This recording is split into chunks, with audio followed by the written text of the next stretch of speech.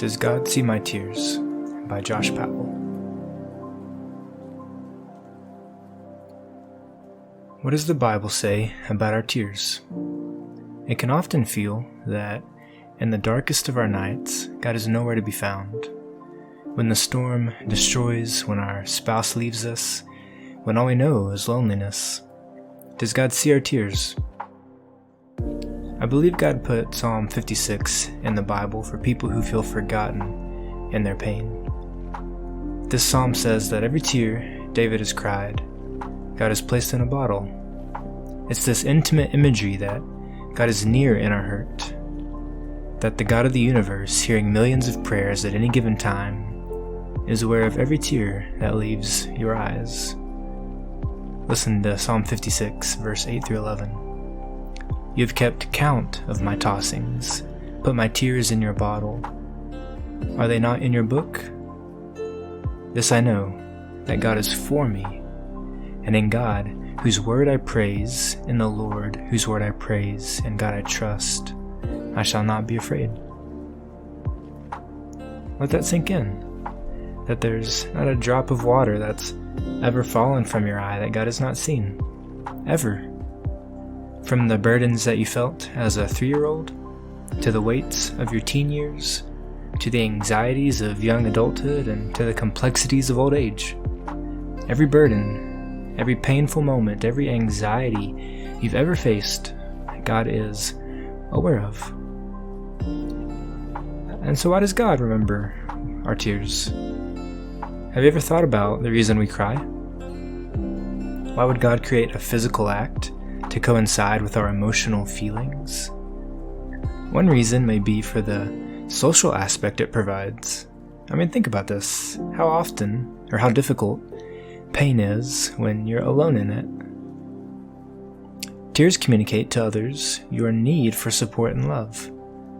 So in one way, God's designing of tears was actually a design born from His care for us. That tears would symbolize, I'm hurting, to those near us. And if they communicate our pain to those around us, how much more to God?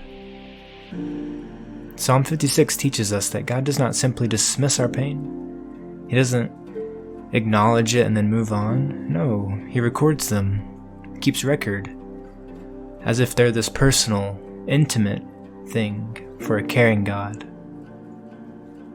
How beautiful does this make our God, that He's telling us He's aware of every tear we've cried, and every tear we've suppressed because of foolish cultural standards or sinful understandings of masculinity, or the 1,000 other reasons we don't allow tears to fall. Friends, God is not unaware of your struggles. He is not apathetic to your pain. He is not withdrawing from your confusion. And so whether it's with sin or anxiety or depression, loneliness, confusion, loss, doubt, or whatever type of pain you may be facing, He understands, because Jesus felt the burden we feel. Hebrews 4:13 through 16. And so isn't Jesus lonely? Didn't He taste abandonment from God on the cross? Didn't He sense anxiety in the garden when He was sweating blood? Didn't He live day after day with people who doubted who He was, and wasn't He constantly misunderstood? Didn't He weep at the loss of His friend Lazarus?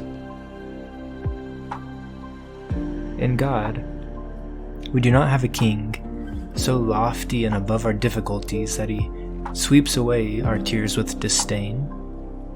No, we have a tender king who has descended into the pain with us so that we would not cry alone.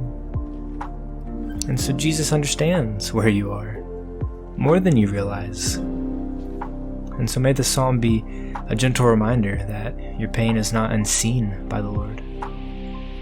And for now, we have His promises to comfort us, and they help us trust in the Lord when it's difficult to see the reasonings and the whys behind our pain. But soon, we will hear with our own ears and feel on our own faces the gentle hands of God wiping away our tears. Listen to Revelation 21:3-5. And I heard a loud voice from the throne saying, Behold, the dwelling place of God is with man, and he will live with them, and they will be his people, and God himself will be with them as their God, and he will wipe away every tear from their eyes, and there will be no more death, or mourning, or crying, or pain, for the former things have passed away. And the one seated on the throne said, Behold, I make all things new. And so until that day, do not forget that he is aware of your pain, and he is putting things in motion to show his care for you. And all of this is for sinners whom he loves. Blessings, Josh.